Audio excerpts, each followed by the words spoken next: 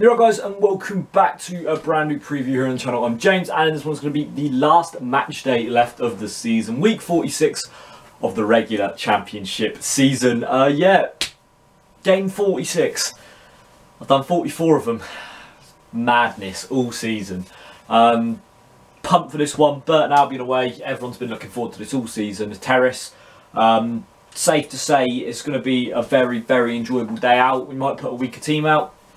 But personally, I feel like we're going to come into this one.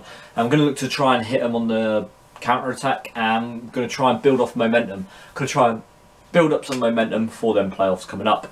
But yeah, Burton, obviously not a team to be massively like, oh yeah, we should thrash them.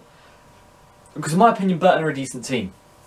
Jackson Irvine is a decent player for them. Not 100% sure they're on the rest of the squad, to be perfectly honest. I'm not been following Burton massively this season. I did expect them to get relegated this year, but in all honesty, they've definitely exceeded my expectations. Obviously, guaranteed to stay up now. So I don't know if they're going to want to go into this game really, oh yeah, let's go out there and really try against Reading, or they're going to be like, oh yeah, we can play a few of the kids. Obviously, Reading are going to want to win for momentum-wise going into the playoffs. And yeah, this is the team sheet that personally I would play. So in goal, I'd have Ali Al-Habsi. No questions asked. It's Al-Habsi in it. Across the back four, I'll go with Gunter, Ilori, McShane and Obita.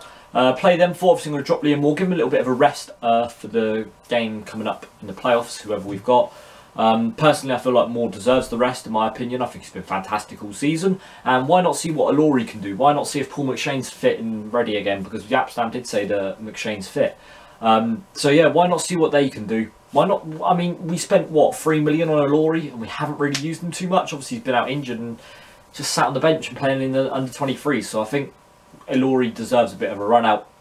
In the three-man midfield, I'd personally go with Joey Vandenberg. I'd go with Liam Kelly and go with Danny Williams. Obviously, Williams' contract runs out at the end of the season, so it's a difficult one because apparently they've had talks, but apparently the talks have broken down, and then they've had talks again. And it's a real difficult one with Danny because I do want him to stay, but I don't think if we get in the Premier, I think if we don't make the Premier League, I don't think he will stay. I think someone who potentially is just about to stay up, like a Hull or a Swansea or a Burnley or someone like that, could pinch Danny, because in my opinion, Danny is a lower league Premier League player. In my opinion, he's fantastic. He does go quiet in games, but he's always running, he's always giving his heart, and that's what Williams is best for. And then I'll pick Kelly. My opinion, I've said it once and I'll say it again, Liam Kelly will be a top 6 Premier League player one day. His height, yeah, he's smaller than everyone else, but one of the best players in the division, in my opinion. One of the best up-and-coming youngsters in this league. Going into the front three, and this is where it gets a little bit interesting because we've got a lot of rotation and a lot of options up front. Obviously, the likes of Dennis Rackles, we could see back, we could see Joseph Mendes starting, Lewis Graben.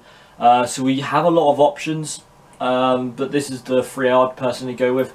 Popper, Graben and Mendes. Obviously, McCleary picked up a little bit of an injury against Wigan, which is obviously not too great. We don't want that to happen. Obviously, McCleary need him fit and ready for the playoffs. Yeah, but I'd go with Popper.